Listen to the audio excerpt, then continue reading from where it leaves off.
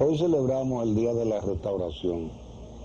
Para hablar sobre este tema tan interesante, hemos invitado a nuestro amigo Juan Daniel Balcácer, historiador, y vamos a hablar un poquito, vas a hablar tú acerca de la restauración. Sí. ¿Qué es la restauración? ¿Qué significa la restauración? Bueno, comencemos por definir, por explicarle a los estudiantes y a muchas personas que suelen preguntarse el significado de la restauración, lo que verdaderamente define el concepto. Como lo dice, restauración es el proceso mediante el cual los dominicanos en 1863-1865 se lanzan a una guerra contra España con el propósito de rescatar, de restaurar la República Dominicana. La República Dominicana, el Estado Dominicano, que había sido fundado el 27 de febrero de 1844, fue anexionado a España el 18 de marzo de 1861 y por tanto dejamos de ser, con ese acto inconsulto que llevó a cabo el general Santana, dejamos de ser un Estado libre e independiente para convertirnos en una provincia ultramarina española, igual como lo eran Cuba y Puerto Rico. Entonces, los dominicanos, luego de pasar dos años y medio bajo ese sistema que no aceptaron y que no aprobaron y que resultó incompatible ya con la cultura política que se había desarrollado en el país, decidieron romper esos lazos de dependencia con España, iniciaron ese movimiento y al cabo de 2 años de cruenta guerra y de muchos sacrificios se restauró la República libre y soberana que habían creado los trinitarios. Pero entonces en realidad el Día de la Independencia es el 16 de agosto. Ciertamente hay teorías y percepciones e interpretaciones sobre el alcance de ese movimiento y además su contenido ideológico y político. El maestro Eugenio María de Hostos era de opinión de que la guerra restauradora había tenido una trascendencia continental y mundial más que el 27 de febrero, que había sido un movimiento circunscrito solamente al ámbito de esta isla, aparte de que el contenido ideológico del movimiento restaurador dista mucho del movimiento febrerista, por esto que voy a explicar. Mientras Duarte y sus compañeros, que eran independentistas y eran nacionalistas intransigentes, abogaban por una separación de Haití para crear un Estado libre e independiente, lo que ellos proponían era que no debíamos depender de Haití, que debíamos separarnos, como en efecto lo hicimos, crear un Estado democrático, republicano e independiente de toda potencia extranjera. Haití no era una potencia extranjera, las potencias extranjeras eran Francia, Inglaterra, España y Estados Unidos, que entonces comenzaba a desarrollarse. Por eso el movimiento que acaudilla Duarte y al que se integran Bobadilla y Santana y los demás, se llamaba Movimiento de la Separación Dominicana. No quiero decir con esto que no era un movimiento independentista. Era independentista en cuanto a los propósitos y metas del nuevo Estado, pero respecto de Haití, nosotros no éramos una colonia haitiana, eso hay que tenerlo bien claro. Los restauradores sí luchan contra una potencia colonial esclavista, como lo era España, y una potencia mundial, aunque ya iniciaba su decadencia. Entonces, igual que lo hicieron los trinitarios en 1844, que redactaron un documento, un manifiesto, que es considerado como el documento que sirve de plataforma ideológica al movimiento separatista. Ese documento se llamó Manifestación de los Pueblos de la Parte Española o de Santo Domingo sobre sus causas de la separación de Haití. Mientras que los restauradores, el 14 de septiembre de 1863, redactaron un documento que era la plataforma ideológica del movimiento, dirigido a la reina de España, que titularon Acta de Independencia Dominicana. En el fondo, nos estábamos independizando de una potencia colonial extranjera que había establecido un sistema degradante y ominoso para la nación dominicana. De manera que la restauración es una verdadera independencia, aparte de que fue un movimiento que tuvo varias connotaciones y alcances verdaderamente trascendentes. El profesor Bosch, que ha sido uno de los estudiosos de ese movimiento, destaca que la guerra de la restauración fue una guerra civil, una guerra racial, una guerra independentista, una guerra además de carácter internacional, y era lo que planteaba también el maestro Eugenio María de Hostos. Mientras nosotros el 27 de febrero nos imponíamos a un Haití decadente y sobre todo un Haití en ruinas, en agosto se inicia la guerra donde todo un pueblo se impone al ejército de una potencia colonialista de alcance mundiales, y entonces eso tuvo una repercusión. Incluso el triunfo de los restauradores tuvo repercusiones muy positivas en Puerto Rico y en Cuba, porque 3 años después de aquí, en Cuba se desarrolló la Guerra de los 10 años, inspirada por el movimiento restaurador, es decir, por el éxito que se logró contra los españoles. En Cuba se comenzó a pensar, bueno, pero también aquí podemos luchar contra los españoles. Y el grito de Lares en Puerto Rico también tuvo sus influencias en la guerra restauradora. De manera que es un movimiento y es una efeméride y un acontecimiento histórico que todos los años nosotros lo celebramos, pero que se festeja como si fuera una fiesta patria, nada más. No. Hay ahí un manifiesto, un acta de independencia redactada por los personajes principales, Benigno Filomeno Rojas, Ulises Espaillá, Pedro Francisco Bonó, que eran los mentores ideológicos del movimiento, que no tiene nada que envidiarle a cualquier declaración de independencia de un país de América Latina o de Estados Unidos. De manera que es un acontecimiento de mucha envergadura en nuestra historia dominicana. Juan Daniel, las principales figuras de la restauración, tanto en el plano político como militar. Mira, entre los ideólogos figuran predominantemente esos que mencioné: Ulises Francisco Espaillá, Pedro Francisco Bonó, Benigno Filomeno de Rojas, un apellido Grullón de Santiago, los Franco Vidó de Santiago, porque no olvidemos, el movimiento es un movimiento inicialmente cibaeño. El brote se da en Capotillo, y de Capotillo toda la línea noroeste comienza a pronunciarse, y Santiago es el punto importante donde incluso se establece el primer gobierno restaurador, y durante toda la campaña esa funge la ciudad de Santiago, lo que quedó de la ciudad, porque la destruyó todo un incendio durante una batalla que se tiene como la batalla más larga que hemos tenido los dominicanos, porque se duró 14 días peleando contra los españoles para sacarlo de la fortaleza San Luis. Entonces hubo que incendiar el pueblo, lo que era el pueblo.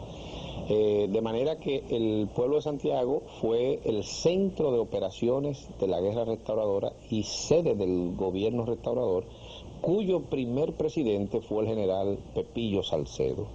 Las principales figuras militares de ese movimiento son precisamente Pepillo Salcedo, que fue su primer presidente, luego está el general Gaspar Polanco, el general Pedro Antonio Pimentel y sobre todo el general Gregorio Luperón, que entra en escena y desempeña un papel preponderante ya después que desaparecen Salcedo y Gaspar Polanco, y de ahí en adelante se convierte en la figura la espada cimera de la le llama la espada de la restauración.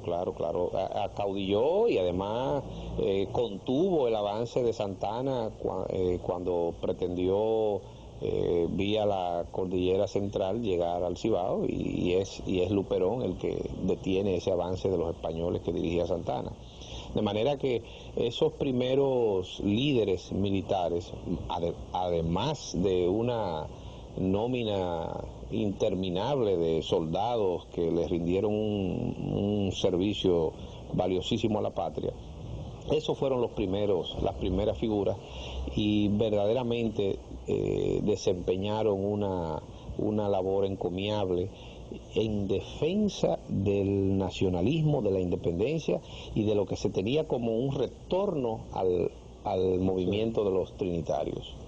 A diferencia de la independencia del 27 de febrero, por eso es que las batallas se libran no en el sur ni en el este, sino más en Santiago y en la zona del Cibao. Bueno, porque los españoles, fíjate qué pasa, cuando el Cibao se manifiesta y se lanza a pelear, la línea noroeste, bueno, se enciende en fuego contra el régimen español, y poco a poco los principales pueblos son ocupados por los revolucionarios, pero los españoles conservaron Puerto Plata, Samaná, Santo Domingo, y en el este conservaron Atomayor, El Ceibo, San Pedro, las primeras ciudades. Este fue un movimiento que tuvo mayor repercusión y mayor dominio en el campo y en algunas ciudades.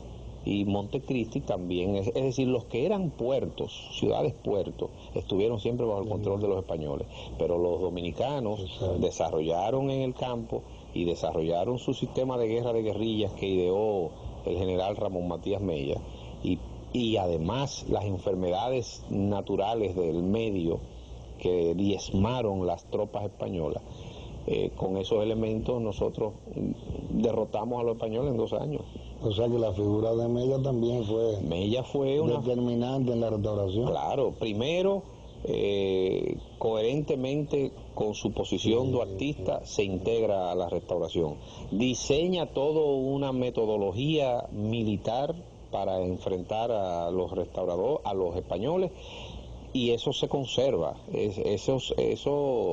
Esas normas, esas tácticas militares de Mella están escritas, están conservadas en un escrito que dejó a la posteridad y que la Academia de la Historia publicó en un libro dedicado al patricio. Aparte de que ya muy enfermo fue elegido vicepresidente del gobierno restaurador, pero no pudo tomar posesión porque falleció el 4 de junio. De manera que Mella también es una figura de relevancia en la restauración. Sánchez también es una figura importante porque en el inicio de la anexión, después de la anexión, Sánchez se proclama contra la anexión y organiza una expedición que penetra por Haití, pero lamentablemente fue apresado, herido y juzgado y fusilado. De manera que de los primeros mártires de la pre-restauración está Francisco del Rosario Sánchez, otro duartista, otro nacionalista. Oyendo la historia y asimilándola, ¿tú crees que los restos de Santa Anna deben de permanecer junto a los restos de los demás restauradores? No deberían estar ahí, pero ya es mucho más fácil entrar al Panteón Nacional que salir. Y ya están ahí. Cuando ese traslado controversial se hizo, las voces se hicieron sentir. Yo figuré entre los que protestaron. Éramos de opinión de que como líder militar que fue, quizás Santa Anna, los restos de Santa Anna debían descansar en un monumento a la batalla de las Carreras o al 19 de marzo, pero no en un recinto donde están las cenizas de las víctimas de Santa Anna, que son consideradas héroes nacionales. Entonces ahí se da una contradicción, porque tenemos a Santa Anna victimario, y a las víctimas de un lado y a las víctimas de otro. Es una situación típica de héroes y antihéroes que hay en ese Panteón Nacional. Fíjate, Juan Daniel, nosotros siempre celebramos nuestra fecha patria con nuestros carnavales. Ahora se está hablando también de que hay un movimiento para que en 27 de febrero también se celebran carnavales. Sí. ¿Tú no crees que esta mezcla de fecha patria con carnavales como que desvirtúa ambas cosas? Indudablemente que lo desvirtúa a ambos. Seguro. Además, el carácter festivo de uno sumerge y opaca el carácter oficial del otro.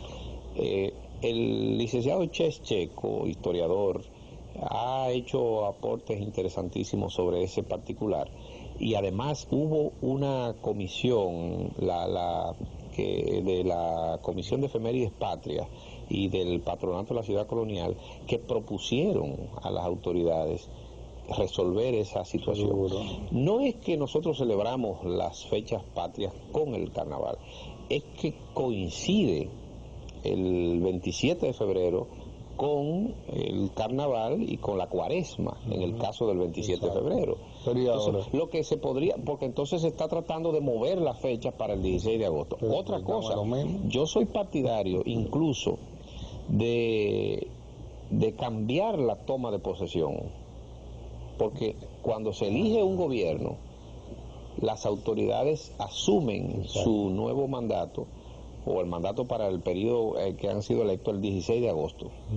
Entonces, todo el país está atento hoy, o ha estado atento hoy, a lo que está aconteciendo en el Congreso Nacional y no a la significación de la fecha histórica. Claro, y a los cambios y a los decretos, pero la verdadera fecha, lo que nosotros estamos celebrando, el hecho de ser un país libre e independiente y que tengamos democracia y que esas autoridades puedan asumir sus funciones y que nosotros podamos tener elecciones cada 4 años, eso se debe a ese esfuerzo realizado por esos héroes.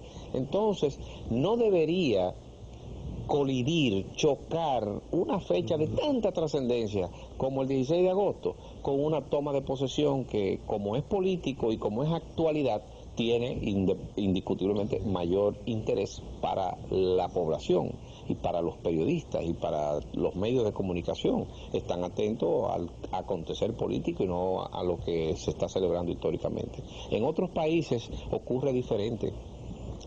El 4 de julio, por ejemplo, en Estados Unidos es el 4 de julio. Exacto. Cuando se elige un presidente, toma posesión en otra fecha. Es decir, hasta eso debe cambiar aquí. De manera que se respete la verdadera magnitud y dimensión, tanto el 27 de febrero como del 16 de agosto. O sea, que no se celebren. Cuando aquí se reforme la Constitución, que ahora que se está hablando de entre las múltiples cosas que hay que reformar de la Constitución, yo propondría que el legislador tome en consideración que si las elecciones son el 16 de mayo, como aquí también el periodo de transición es tan largo, que bueno, son cosas, eso hay que cambiarlo, y acortar el periodo de transición de manera que no haya oportunidades y además de tantos festivales congresionales o ejecutivos y tantos arreglos. Mira ahora cómo están. Y que las autoridades asuman sus nuevas posiciones en una fecha que no compita con la majestuosidad y la dimensión y el significado de la fecha histórica que estamos celebrando. Hay que hacer un esfuerzo para uno destacar lo que significa un 27 de febrero. Bueno, los 27 de febrero no hay toma de posesión, pero hay Asamblea Nacional, donde el primer mandatario de la nación presenta sus memorias. Perfecto, eso es un acto.